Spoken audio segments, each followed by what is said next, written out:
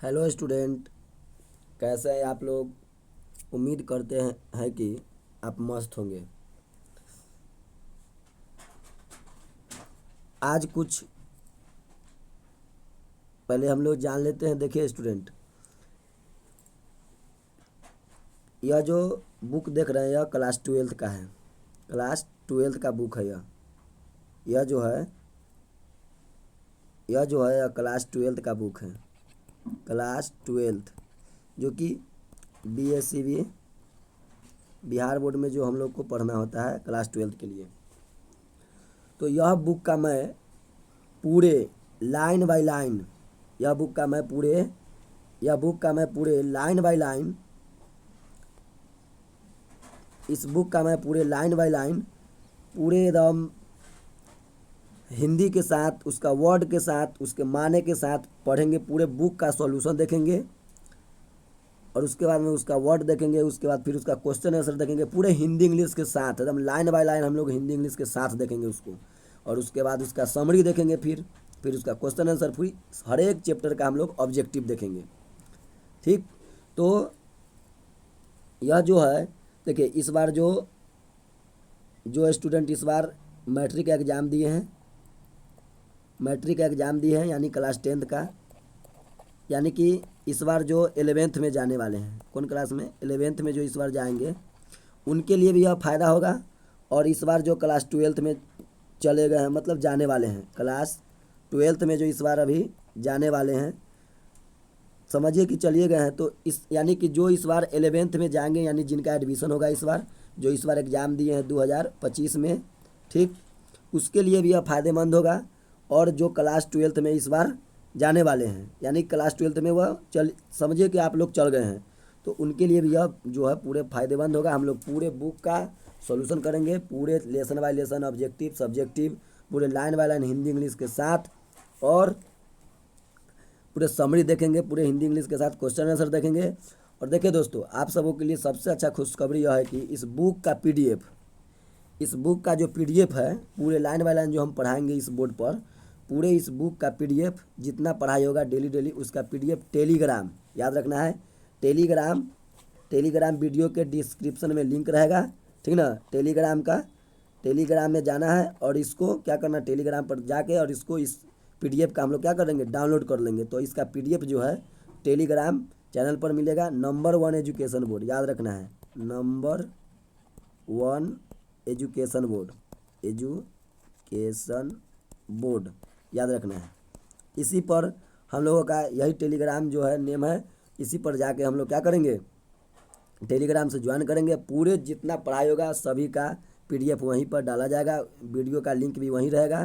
तो आप लोग पूरे बढ़िया से इस बार जो एग्ज़ाम दिए मैट्रिक का, जो इस बार 11th में उनका एडमिशन होगा, वह भी, चाहे जो इस बार 12th में चले गए हैं उनके लिए भी यह फ़ायदेमंद होगा। चलिए हम लोग स्टार्ट करते, देखते हम लोग देखेंगे, पूरे बढ़िया से पढ़ेंगे।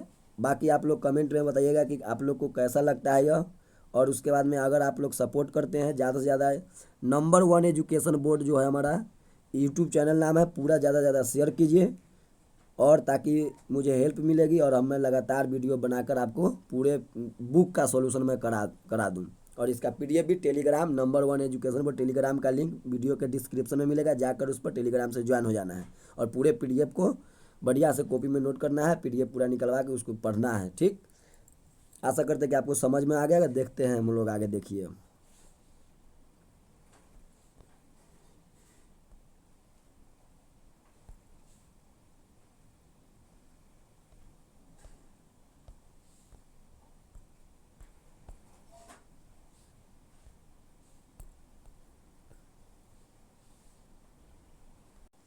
तो चलिए दोस्तों, हम लोग पूरे बुक को लाइन बाय लाइन हम लोग पूरे अच्छी तरीक़ा से हम लोग देखते हैं। देखिए, हमारा जो इसमें पहला लेसन पढ़ना है वह है हमारा इंडियन सिविलाइजेशन एंड कल्चर। देखिए, पहला जो इस बुक में जो चैप्टर है वह हमारा है इंडियन सिविलाइजेशन एंड कल्चर। और इंडियन सिविलाइजेशन एंड कल्चर जो है चैप्टर, यह लिखा गया है मोहनदास करमचंद गांधी के द्वारा। यानी आपसे एग्जाम में पूछेगा कि इंडियन सिविलाइजेशन एंड कल्चर किसके द्वारा लिखा गया है, तो बोलना है मोहनदास करमचंद गांधी के द्वारा। तो मोहनदास करमचंद गांधी के द्वारा जो है यह लेसन लिखा गया है, इंडियन सिविलाइजेशन एंड कल्चर। देखिए थोड़ा सा जो भी चैप्टर हम लोग पढ़ेंगे उसका थोड़ा इंट्रोडक्शन जानेंगे, और आपके बुक में भी जो बुक अभी हम दिखाए हैं इस बुक में भी आपको इंट्रोडक्शन दिया रहता है, जो भी लेखक रहते हैं उनका उसमें इंट्रोडक्शन रहता है। देखिए हम लोग अभी महात्मा गांधी का क्या जानेंगे, परिचय जानेंगे, यानी इंट्रोडक्शन जानेंगे हम लोग। तो देखिए मोहनदास करमचंद गांधी, मोहनदास करमचंद गांधी, ठीक। देखिए यह इनका समय है कितना, 1869 से लेकर 1948 तक, यानी कि इनका समय है। यानी कहने का मतलब इनका जो जन्म है, देखिए पहले जो दिया हुआ है यह जन्म है इनका, इनका जन्म है यह, ठीक ना, यह जन्म है, यानी इनका जन्म 2 अक्टूबर याद रखना है 1869 को हुआ था। और मृत्यु अगर देखें इनकी मृत्यु तो 30 जनवरी 1948 को हुआ था। तो वही मोहनदास करमचंद गांधी का यह जो है उनका समय है, कार्यकाल है 1869 से लेकर कितना 1948 तक। तो इनकी अगर अति बर्थ पूछा जाए तो 2 अक्टूबर 1869 में हुआ था, और अगर मृत्यु पूछा जाए डेथ तो 30 जनवरी 1948 में। अब देखिए पॉपुलरली, देखिए ध्यान से, पॉपुलरली नॉन एज बापू और द फादर ऑफ नेशन, यानी पॉपुलरली का मतलब क्या होता है, लोकप्रिय रूप से। देखिए लोकप्रिय रूप से, नॉन एज यानी कि अति जानते हैं हम लोग, ठीक, जाने जाते हैं, बापू यानी बापू के नाम से, या फिर फादर ऑफ नेशन यानी कि बापू या राष्ट्रपिता के नाम से हम लोग क्या करते हैं, जानते हैं। तो हम लोग जानते हैं कि महात्मा गांधी को बापू या राष्ट्रपिता के नाम से हम लोग क्या करते हैं, तो जानते हैं। वाज मोर ए स्पिरिचुअल, क्या लिखा हुआ है, स्पिरिचुअल, याद रखना है यह स्पिरिचुअल लिखा हुआ है। लीडर देन ए पॉलिटिशियन, देखिए क्या कर रहा है, was more a spiritual leader than a politician. Politician का मतलब क्या होता है, राजनेता, ठीक, और स्पिरिचुअल का मतलब होता है आध्यात्मिक। देखिए यहाँ लिखा हुआ है पूरे लाइन बाय लाइन में उसका हिंदी, तो स्पिरिचुअल का मतलब होता है आध्यात्मिक। तो वाज मोर ए स्पिरिचुअल, ठीक, लीडर देन ए पॉलिटिशियन, यानी एक राजनेता की तुलना में आध्यात्मिक नेता भी थे, ठीक ना।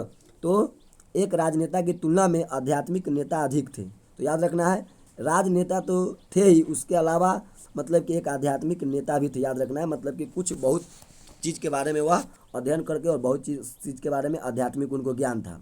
देखिए ही सक्सेसफुली मतलब उन्होंने सफलतापूर्वक used truth and non violence, देखिए used truth and non violence as the chief, उसका लिखा हुआ वेपन्स, क्या लिखा हुआ है, वेपन्स, इसको वेपन्स पढ़ेंगे।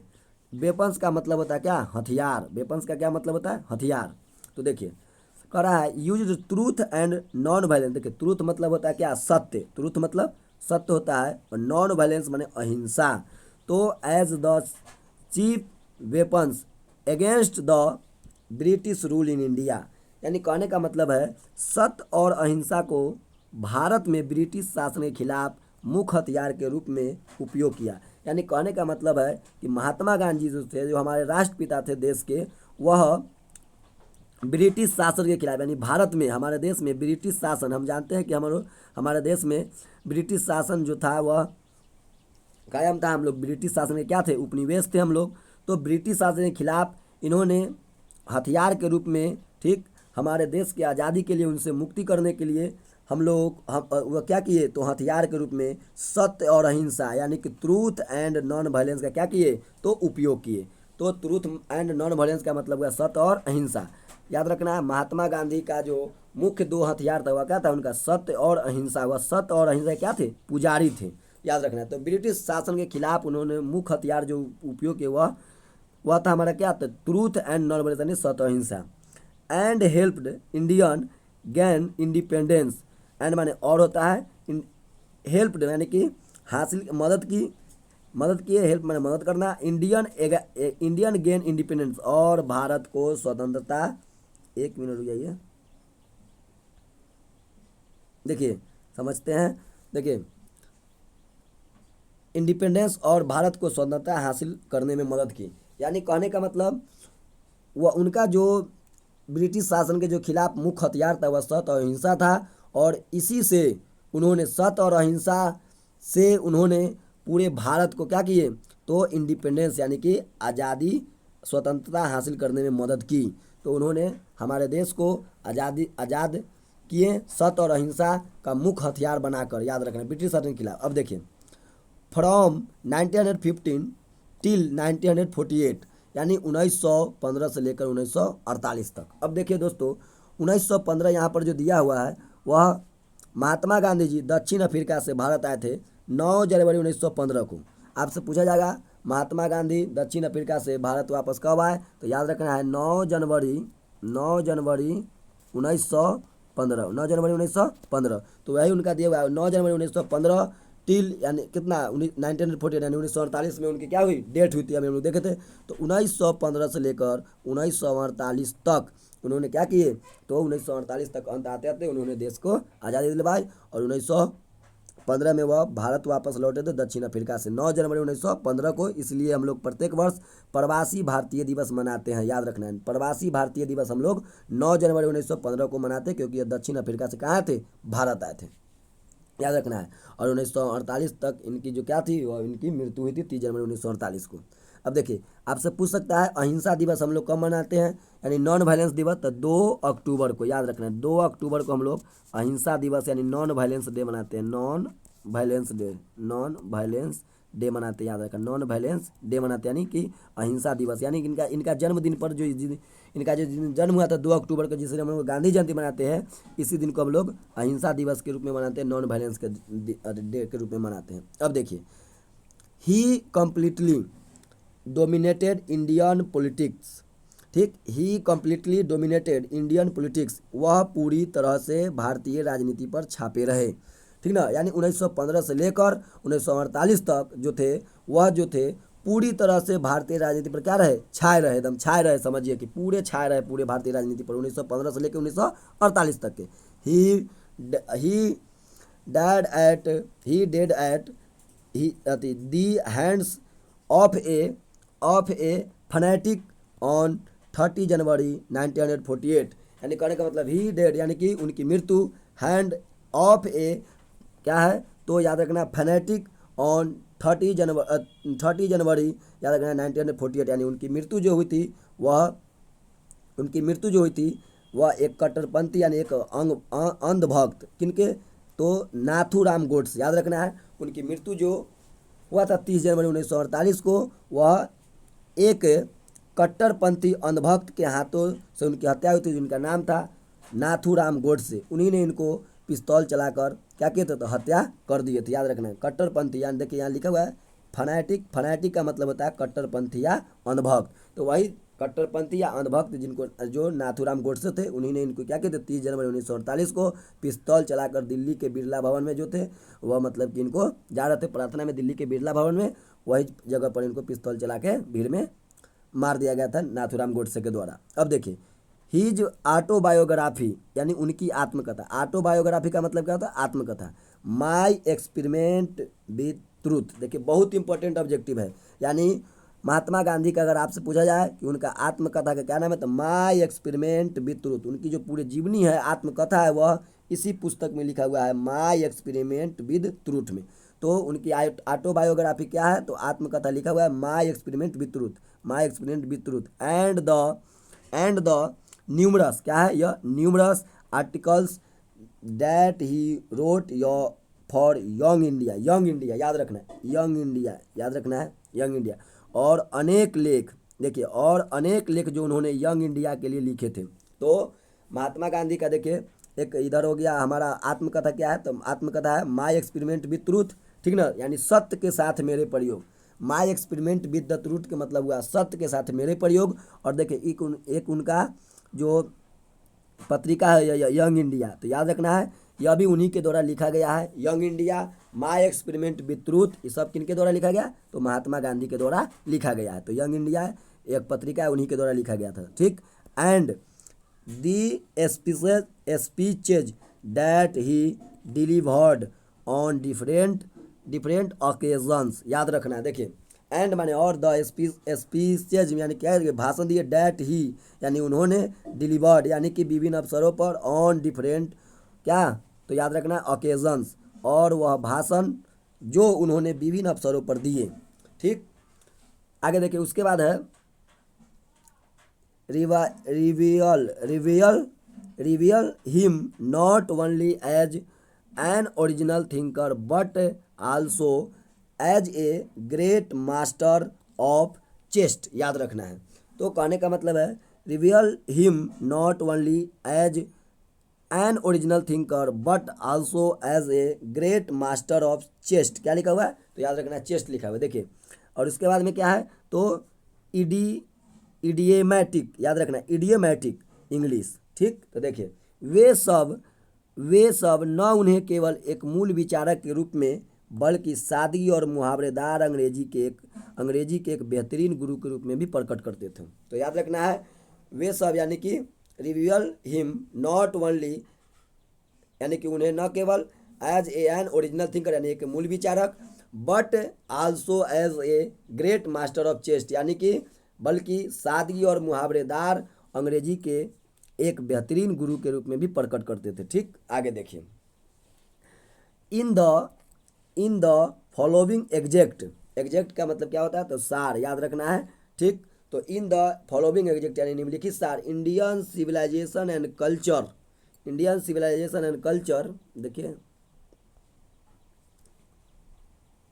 देखिए तो इन द फॉलोइंग एग्जैक्ट यानी निम्नलिखित सार इंडियन सिविलाइजेशन एंड कल्चर, ठीक, में Gandhi ji talks about the sound foundation of Indian civilisation.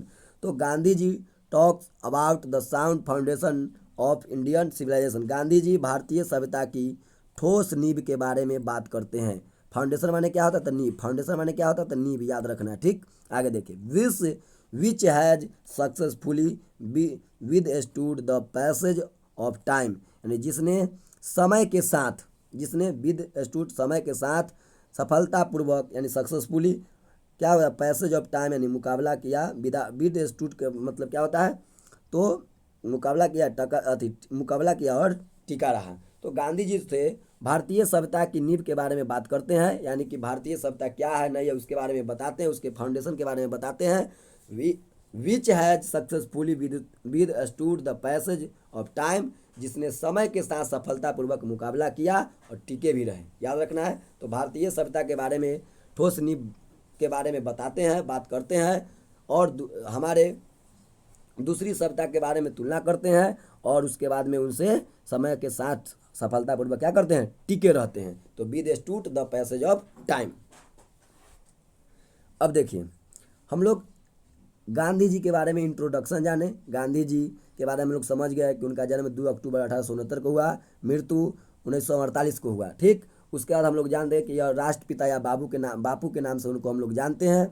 उसके बाद हम लोग जानते हैं कि अंग्रेजों के खिलाफ उन्होंने मुख्य हथियार के रूप में सत्य और अहिंसा यानी कहने का मतलब ट्रूथ एंड नॉन वायलेंस का क्या किए, उपयोग किए। उसके बाद में 1915 में गांधी जी दक्षिण अफ्रीका से भारत वापस आए। 9 जनवरी 1915 को गांधी जी भारत वापस आए थे, याद रखना है। और 9 जनवरी को हम लोग प्रवासी भारतीय दिवस मनाते हैं। और उनकी मृत्यु जो हुआ था वह एक कट्टरपंथी अंधभक्त जो कि नाथूराम गोडसे, उन्हीं के हाथों से उनकी मृत्यु हुआ था 30 जनवरी 1948 को।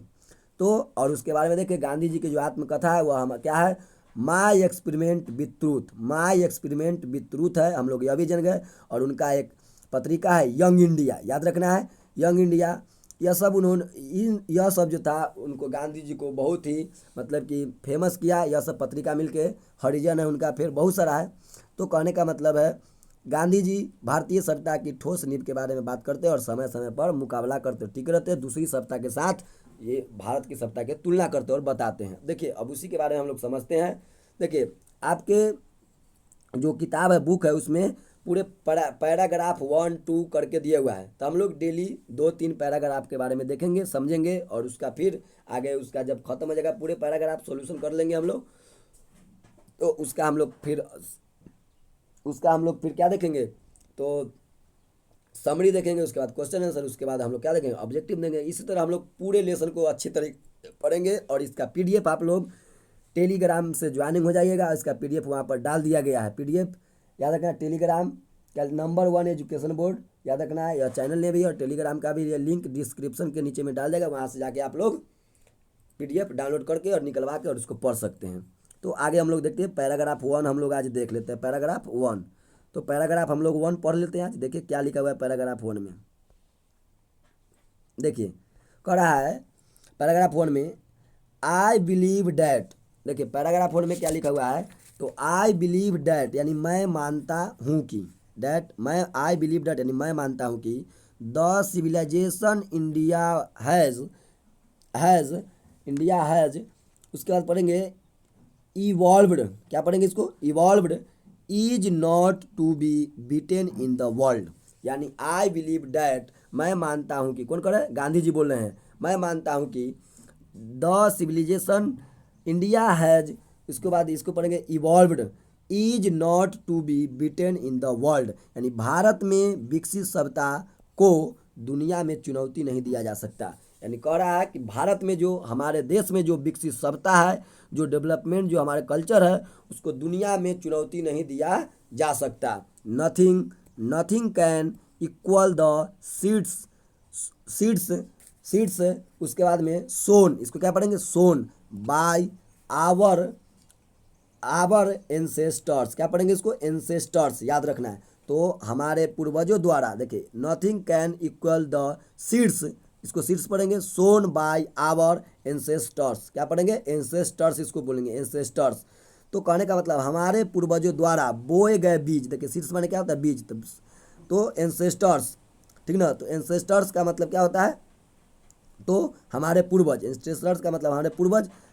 द सीड्स सोन यानी कि हमारे पूर्वजों के द्वारा जो बीज बोया गया, बीज के बराबर कुछ भी नहीं हो सकता। तो हमारे पूर्वजों द्वारा बोए गए बीज के बराबर कुछ भी नहीं हो सकता है। नथिंग कैन इक्वल यानी हमारे पूर्वज दो बीज जो बोए गए बीज के बराबर कुछ भी नहीं हो सकता है। रोम वेंट, देखिए रोम इटली की राजधानी क्या है, तो रोम है, याद रखें। रोम वेंट, उसके बाद है क्या, ग्रीस शेयर्ड द सेम उसके बाद same fate.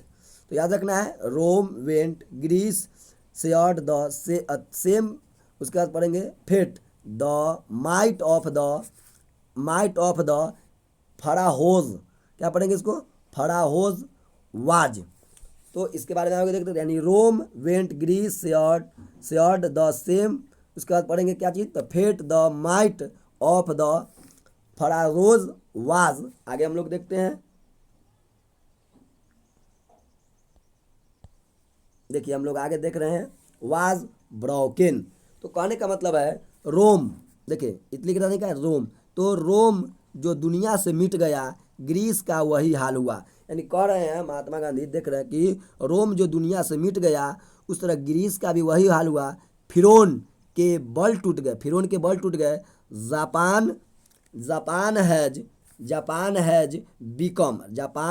Japan has become, उसके बाद में पढ़ेंगे वेस्टर्नाइज्ड। क्या पढ़ेंगे, वेस्टर्नाइज्ड। क्या पढ़ेंगे इसको, वेस्टर्नाइज्ड, याद रखना है। तो कहने का मतलब जापान पश्चिमी देशों जैसा बन गया। तो जापान जो है वह, यानी रोम दुनिया से मिट गया, ग्रीस का वही हाल हुआ, ठीक। फिर यानी जैसा रोम का हुआ, फिरौन के बल टूट गए। जापान हैज बिकम क्या पढ़ेंगे इसको, वेस्टर्नाइज्ड। यानी जापान हैज बिकम वेस्टर्नाइज्ड, यानी जापान पश्चिमी देशों जैसा बन गया। Of China nothing can be said. यानी चीन का कुछ भी कहा नहीं जा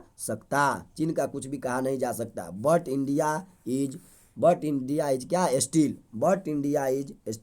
लेकिन भारत अभी भी, देखिए क्या बोल रहे हैं महात्मा गांधी, जब क्या उनका कहना है, बट इंडिया इज स्टील, यानी लेकिन भारत अभी भी, ठीक ना। सम हाउ, क्या पढ़ेंगे इसको, सम हाउ। क्या पढ़ेंगे, सम हाउ और अदर, किसी न किसी तरह। सम हाउ और अदर का मतलब है किसी न किसी तरह। साउंड एट द फाउंडेशन, यानी अपनी नींव पर जमा हुआ है।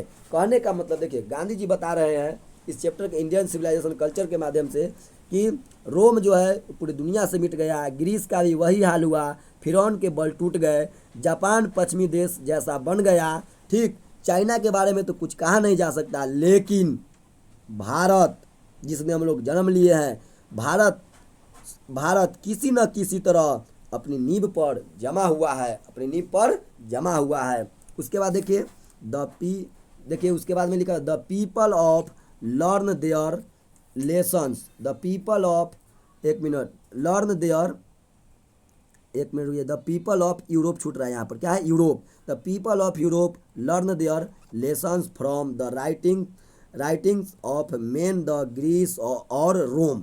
देखिए कह रहा है द पीपल ऑफ यूरोप यानी यूरोप के लोग, learn their lessons from the writings of the men of Greece और रोम, यानी यूरोप के लोग ग्रीस या रोम के लेखन से सबक सीखते हैं। यानी यूरोप के जो लोग हैं वह ग्रीस या रोम के लेखन से सबक सीखते हैं। सीखना क्या होता है, लर्न। ठीक, आगे देखिए, विच एग्जिट, क्या लिखा हुआ है, तो याद रखना है, हमारा लिखा हुआ है विच एग्जिस्ट, याद रखना, एग्जिस्ट बोलेंगे नो लॉन्गर इन देयर, ठीक, फॉर्मर ग्लोरी, क्या पढ़ेंगे, फॉर्मर ग्लोरी। तो which exit no longer in there former glory, जो अब, देखिए, जो अब हम अपने पूर्व महिमा में मौजूद नहीं हैं। अब देखिए, in trying to learn from them, उनसे सीखने की कोशिश में, देखिए ट्राई माने क्या होता है, कोशिश करना, ठीक, लर्न माने सीखना होता है, और दे माने उनसे, तो उनसे सीखने की कोशिश में। आगे देखिए, द यूरोपियंस, देखते हैं हम लोग, जाइए देखिए आ गया, the Europeans imagine that, the Europeans याद रखना है, इमेजिन दैट यानी यूरोपीय मान बैठे हैं कि, इसका मतलब देखिए, द यूरोपियन इमेजिंग दैट मतलब यूरोपीय मान बैठे हैं कि दे विल अवॉइड, इसको क्या पढ़ेंगे, अवॉइड पढ़ेंगे, the mistakes of Greece and Rome, यानी they will avoid the mistakes of Greece and Rome, वे ग्रीस और रोम की गलतियों से बच जाएंगे, वे ग्रीस और रोम की गलतियों से बच जाएंगे। Such is their pitiable condition, ऐसा उनकी दयनीय स्थिति है। तो हम लोग देखे पहले पैराग्राफ के बारे में हम लोग ने कुछ जाना, ठीक, कि कैसे हम लोग देखे Mahatma Gandhi ji Indian civilisation and culture chapter के माध्यम से बता रहे हैं कि हम लोग कैसे देखें कि रोम जो है पूरी दुनिया से मिट गया। ठीक, देखिए रोम पूरी दुनिया से मिट गया, उस तरह ग्रीस का वही हाल हुआ जो रोम का हुआ, फिरौन के बल टूट गया, जापान पश्चिमी देशों जैसा बन गया। लेकिन एक मिनट, चाइना को तो कुछ कहा ही नहीं जा सकता, China nothing can be said, कोई कहा नहीं जाता था, बट लेकिन इंडिया जो है यानी भारत जो हमारा, वो किसी न किसी तरह अपने नींव पर जमा हुआ है, अपने सभ्यता को बचाया हुआ है। और हमारे देश में जो ऐसी सभ्यता है जो अभी बहुत विकसित है, वह अभी तक के मतलब कि बोल रहे हैं कि हमारे देश के जैसे सभ्यता अभी तक कहीं नहीं है। सबका सभ्यता धीरे धीरे क्या हो रहा है, ख़त्म हो रहा है। ठीक, यूरोप के लोग जो है ग्रीस या रोम से सबक लेखन के सबक सीखते हैं। इसी सब के बारे में हम लोग को बारे में इस पैराग्राफ 1 में बताया गया। आगे के हम लोग देखिए दोस्तों, आगे के बारे में पैराग्राफ के बारे में हम लोग अगले वीडियो में देखेंगे। बताइएगा आप लोग, कमेंट बॉक्स में ज़रूर बताइएगा कैसा लगा आज का वीडियो आप लोगों को। तो देखिए, और जो हम लोग देखिए PDF में पूरा आपको जितना हम लोग पढ़ रहे हैं PDF में पूरा आपको दे दिया जाएगा। देखिए अगर आपको पढ़ने नहीं आता, देखिए आप लोग पढ़ सकते हैं, I believe that the civilisation India has evolve is not to be beaten in the world, nothing can equal the seed sown, यानी equal sown by our ancestors. तो कहने का मतलब देखिए दोस्तों, अगर आपको इंग्लिश बुक अगर आप सामने रखते हैं, ठीक, इंग्लिश बुक जो हमारा बिहार बोर्ड का है क्लास 12 का, अगर उसको सामने रखते हैं, पढ़ने नहीं आता है, तो हम लोग यहाँ से भी पढ़ सकते हैं। Rome went Greece shared the same fate the might of the Pharaohs one broken, Japan has become westernised of China, nothing can be said but India is still somehow or other sound at the foundation the people of Europe learn their lessons from the writings of the men of Greece of Rome, which exist no longer in the former glory, in rallying to the from them the Europeans, imagining that they will avoid the mistakes of Greece and Rome such is the pitiable condition. देखिए आपको अगर English book भी नहीं जाएगा पढ़ने तो आप इस पीडीएफ को सामने रखिएगा, आप उसको देख के पढ़िएगा, इससे आपको पूरे इंग्लिश बहुत अच्छा तरीका से आ जाएगा। हम लोग इसी तरह पूरे पैराग्राफ को इंडियन सिविलाइजेशन में जो भी पैराग्राफ है उसको देखेंगे, उसके बाद इसका समरी देखेंगे हिंदी इंग्लिश के साथ, हिंदी इंग्लिश के साथ इसका फिर हम लोग क्या देखेंगे तो क्वेश्चन आंसर ऑब्जेक्टिव देखेंगे। इसी तरह हमारा पूरे चैप्टर पूरे धीरे धीरे चैप्टर लेसन खत्म होते जाएगा और हम लोग पूरे तरह से पूरे इंग्लिश पर राज करेंगे। तो आप लोग कमेंट बॉक्स में ज़रूर बताइएगा और घंटी का आइकन जरूर बताइएगा। घंटी का आइकन अगर आप एक अंगूठा दबा देते तो हमारा अंदर एनर्जी कुछ और चलाता है। तो इसलिए आप लोग ज़्यादा से ज़्यादा यह वीडियो को शेयर कीजिए, दोस्तों को बताइए, ताकि उनको जो इंग्लिश पढ़ने में बुक पढ़ने में जो परेशानी होती है तो उस कठिनाई का सामना नहीं करना पड़े। दोस्तों हम लोग ने झेले, हम लोग देखे हैं, पिछले बहुत कुछ सालों से देख रहे हैं कि स्टूडेंट्स पढ़ते हैं, कोचिंग भी करते हैं, पढ़ते हैं, लेकिन फिर भी उनको जो है वह बुक पढ़ने रीडिंग देने नहीं आता है। तो कहने का मतलब आज से हम लोग इसको आसान बना लेंगे और ज़्यादा से ज़्यादा शेयर कीजिए, आप लोग दोस्तों को बताइए। और इसी तरह फिर हम लोग मिलते हैं कल के एक नए वीडियो में। और इसका पीडीएफ टेलीग्राम याद रखना है, टेलीग्राम डिस्क्रिप्शन के नीचे लिंक दिया हुआ है, वहाँ जाकर और पीडीएफ डाल दिया गया है टेलीग्राम में, जाके वहाँ से डाउनलोड करके और उसको पढ़ना है, आपको नोट करना है, सीखना है। कैसा लगा वीडियो आप लोग ज़रूर कमेंट में बताइएगा, आप लोग कमेंट में बताइएगा, जिससे मैं वीडियो आप लोग देखिए हेल्प कीजिएगा, ज़्यादा से ज़्यादा शेयर कीजिएगा। तो हम इसको डेली वीडियो बनाएंगे, डेली पैराग्राफ, हर 2-3 पैराग्राफ हम लोग डेली पढ़ेंगे। तो आप लोग बताइएगा कमेंट बॉक्स में कैसा लगा। और चलिए मिलते हैं आगे के वीडियो में हम लोग।